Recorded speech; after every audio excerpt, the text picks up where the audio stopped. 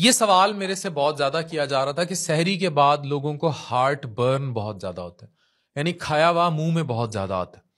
अब इसकी medical reasoning है, और बतौर मेदे जिगर के स्पेशलिस्ट के तौर पे मैं डॉक्टर अफान कैसर आपको बताऊंगा कि अगर आप एसिड रिफ्लक्स का शिकार हैं तो आपको कुछ समझने की जरूरत है। वो है लोअर इसोफेजियल स्फिंक्टर, यानी आपकी खुराक की नाली के निचले हिस्से पर मौजूद ये जो आप देख रहे हैं स्क्रीन पर स्फिंक्टर, इसका काम और इसको रेगुलेट कैसे करना है, और कौन सी डाइट जो है आपका हार्ट बर्न ज्यादा कर देगी। अगर आप इस इशू से गुजरते हैं तो ये वीडियो आपके लिए है। आज हम मेडिकली बैक्ड तरीकों और टिप्स से डिस्कस करेंगे कि आप एसिड रिफ्लेक्स यानी वो तेजाब जो आपके मुंह में आता है उसको कंट्रोल कैसे कर सकते हैं। खास तौर पर एलईएस के रोल को समझते हैं। एलईएस मतलब वही जो खुराक की नाली के निचले हिस्से पर ये स्फिंक्टर नुमा जो आप फंक्शन है, ये स्फिंक्टर है। हम मेडिकल जबान में इसको लोअर इसोफेजियल स्फिंक्टर कहते हैं। इसी को पढ़ाऊंगा आपको। एसिड रिफ्लक्स उस वक्त होता है जब स्टमक का तेज एसिड वापस इसोफेगस यानी खुराक की नाली में चला जाता है। इससे आपको बर्निंग सेंसेशन होती है, खट्टा टेस्ट आता है, रिगर्ज होता है खाना, मतलब वापस आ गया, जुगाली टाइप सीन। ये कंडीशन अक्सर तब होती है जब आप सहूर में यानी सहरी में, या आप ये समझ लें कि सोने से बहुत पहले, अगर देखें भी रमजान चला जाएगा फिर भी यही चीजें हैं, फिर भी आपने एसिड रिफ्लक्स को कैसे कंट्रोल करना है।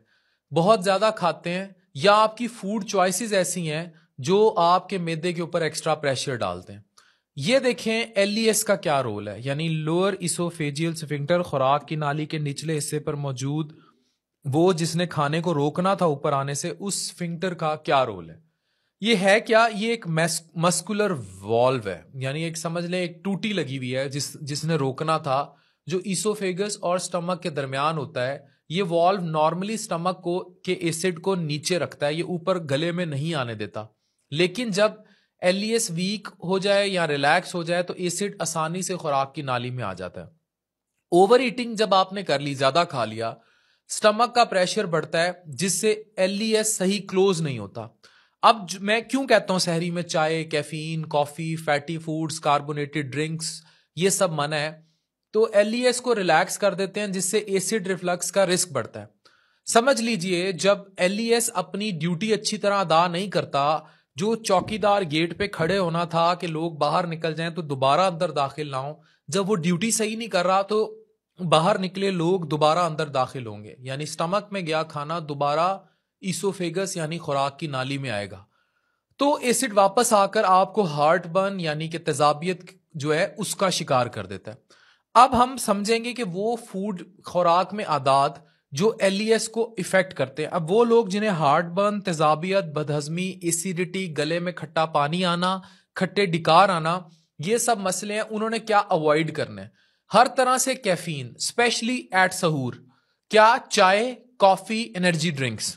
कैफीन करती क्या है, ये स्फिंक्टर को जिसने रोकना था खाना नीचे, उसको रिलैक्स करती है और तेजाब की प्रोडक्शन को बढ़ा देती है। दूसरा, तले हुए और मिर्चेदार खाने, पकौड़े, पराठे, ज्यादा मिर्च मसाले वाले खाने, ये डाइजेशन को स्लो करते हैं और स्टमक का प्रेशर बढ़ाते हैं। तीसरा, खट्टे खाने, सिट्रस फ्रूट्स जैसे ऑरेंज, लेमन, ग्रेप फ्रूट, आंवला, ये फूड ज्यादा एसिडिक होते हैं और स्टमक लाइनिंग को इरिटेट करते हैं। फिर कार्बोनेटेड ड्रिंक्स आ गए जैसे सोडा, कोला, गैस, तेजाबियत, ब्लॉटिंग बढ़ाते हैं, जो ये जो स्फिंक्टर है इस पर प्रेशर डालते हैं। फिर कुछ लोग चॉकलेट और शुगरी आइटम्स इस्तेमाल करते हैं, ये भी लोअर इसोफेजियल स्फिंक्टर को रिलैक्स करके एसिड रिफ्लक्स को दोबारा यानी पानी गले में आने को ट्रिगर करते हैं। फिर हाई फैट जो डेयरी दूध वगैरह की प्रोडक्ट्स हैं जैसे पूरी क्रीम वाला दूध, क्रीम तरीन वाली लस्सी, चीज, ये तेजाबियत के मरीजों को नहीं लेनी चाहिए।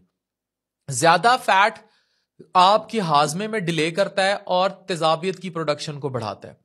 फिर लेट नाइट ओवर ईटिंग, अब आपने अफ्तारी के बाद खाई जा रहे हैं, फिर सहरी में खाई जा रहे हैं, और एक लफ्ज होता है तुरंत लेटना, फौरन लेट जाना, इससे ग्रेविटी जो है उसका फायदा नहीं होता, इससे भी एसिड इसोफेगस में आएगा, यानी कि आप एकदम लेट गए हैं। इसीलिए जो हार्ट बर्न के उन्हें कहते हैं 4 तकिए नीचे रखें गले के, मतलब सर के, उनको ये कहा जाता है। फिर टाइट कपड़े बहुत पहनेंगे जो स्टमक पे प्रेशर डाल देते हैं, स्पेशली जिनमें जिम वाले हजरात को आदत होती है उनको प्रॉब्लम होता है। अब फूड और हैबिट्स जो लोअर इसोफेगियल स्फिंक्टर को सपोर्ट करेंगे, जई का दलिया और होल ग्रेन्स, ब्राउन रोटी हाई फाइबर होता है, एसिड को एब्जॉर्ब करते हैं। इसी तरह बनानास यानी केले हो गए, ये आजकल वो खरबूजे वगैरह आए हुए हैं, लो एसिड फ्रूट्स हैं जो स्टमक को सूद करते हैं यानी उसे काम करते हैं। दही एंड प्रोबायोटिक्स। ग्रीक योगर्ट बनानी है, इसका मैं वीडियो में जिक्र भी कर चुका हूं। ग्रीक योगर्ट ये होता है, आपने एक चीज क्लोथ लेना है, घर जाग लगा दही उस पर डालना है, उसमें से सारा पानी निचोड़ लेना है, जो पीछे बच जाएगा वो ग्रीक योगर्ट है। प्रोबायोटिक से भरा हुआ है। ये बदहजमी के जो मरीज हैं या जिन्हें तेजाबियत होती है, आप इमेजिन भी नहीं कर सकते कितना बड़ा जादूगर है, ये कमाल कर देगा। इस तरह लीन प्रोटीन्स लें, जैसे grilled chicken, boiled egg whites, मछली, इजीली डाइजेस्टेबल है और एसिड प्रोडक्शन जो है उसको ज्यादा स्टिमुलेट नहीं करते। खीरा, लीफी वेजिटेबल स्पेशली पालक, साग, गोभी, ये नेचुरली स्टमक को कूल करते हैं। फिर अदरक वाली चाय नेचुरल डाइजेशन बूस्टर है, जो अगेन एलईएस को सपोर्ट करते हैं। ठंडा दूध या एलोवेरा का जूस एसिड को न्यूट्रलाइज करते हैं, मददगार साबित होते हैं। अब डूज एंड डोंट्स क्या है, सहूर में क्या करना चाहिए ताकि तेजाबियत ना हो और क्या नहीं करना चाहिए। सहूर का जो ये फौरन बाद लोगों को लेटने की आदत है। अब कम से कम बुकिश डॉक्यूमेंटेशन तो यही है और किताबें यही कहती है कि अब कहां बर्दाश्त होता है लोगों से, लेकिन 1.5 से 2 घंटे अपराइट रहे, लेटे ना। अगर कुछ लोगों को जिनको तेजाबियत की बहुत ज्यादा मसला है, उन्होंने लेटना भी है, तो सर के नीचे 4 तकिए रख लें। ये आपको एक मेदे जिगर का स्पेशलिस्ट पढ़ा रहा है चीजें, और मेडिकली पढ़ा रहा है, रिसर्च बेस पढ़ा रहा है, इसको समझ लीजिए। तो आपको किसी डॉक्टर के पास जाने की जरूरत नहीं है। यही बातें मैंने आपको क्लिनिक के अंदर कहनी थी, जिसकी फीस है मैं नहीं लूंगा, कोई और डॉक्टर लेगा। ये हमने फीस भी लिल्लाह आपको पढ़ा दी। छोटी बैलेंस्ड मील्स लें, ओवर ईटिंग से बचें, पानी जरूर पिएं मगर एक्सेस पानी के साथ ना लें।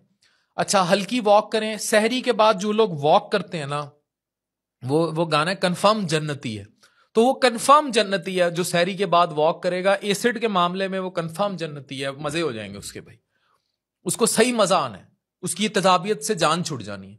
स्ट्रेस मैनेजमेंट टेक्निक्स अडॉप्ट कर लें, डीप ब्रीदिंग करें, हल्की एक्सरसाइज से लोअर इसोफेजियल स्फिंक्टर की एफिशिएंसी बढ़ाई जा सकती है। अब डॉट्स क्या हैं, क्या नहीं करना।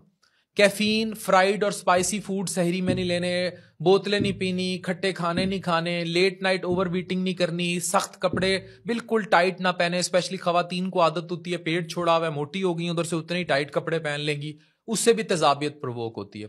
दोस्तों, अगर आप हर रमजान सहूर के बाद एसिड रिफ्लक्स का शिकार होते हैं तो इस मेडिकल बैक वीडियो को फॉलो करें, इसमें बताए फूड्स को फॉलो करें, अपने सिम्टम्स पर कंट्रोल करें, अपना काम रोजा गुजारें और इस वीडियो को ज्यादा से ज्यादा शेयर कीजिए। सदका जारिया है, ये total medical based informative tips with complete knowledge आपको दी गई है रमजान में।